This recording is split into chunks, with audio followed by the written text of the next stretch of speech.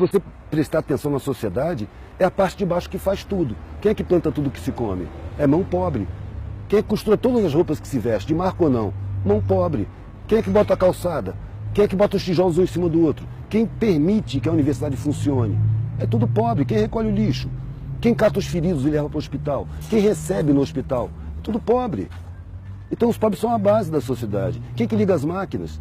São os pobres. Aí você pega o sistema tributário. Quem é que financia o Estado? A massa tributária sai do consumo. Então o pobre financia o Estado. Os pobres, eles constroem, eles botam para funcionar, eles mantêm, reparam, eles sustentam o Estado.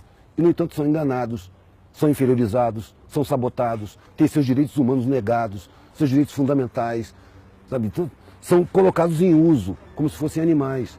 É ali que precisa tomar consciência, porque é ali que está a força da sociedade. Só que está inconsciente. Para isso se nega a instrução, se nega a educação, como no sistema escravagista. O escravo não pode saber ler, não pode ter instrução, porque senão ele se esclarece e se revolta. É isso que acontece, na minha visão. A parte mais importante da comunicação é o receptor. Então não adianta eu chegar lá e falar em paradigma.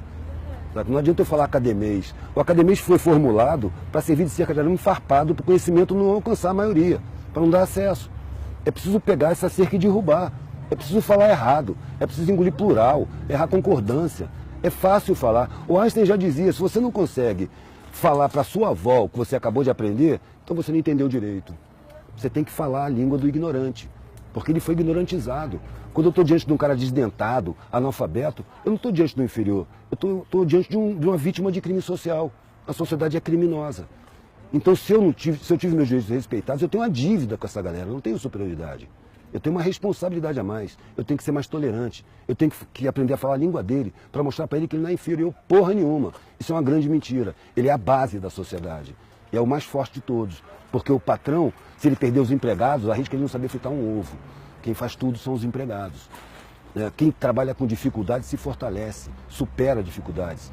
Quem tem muita facilidade não supera dificuldade, precisa de alguém para superar para ele.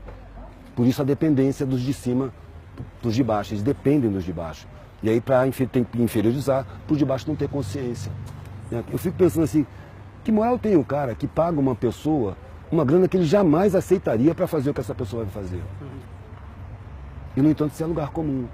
O empresário fala, eu dou emprego cacete, você explora as pessoas, paga o mínimo, corta direito trabalhista, ainda olha para os caras com desprezo.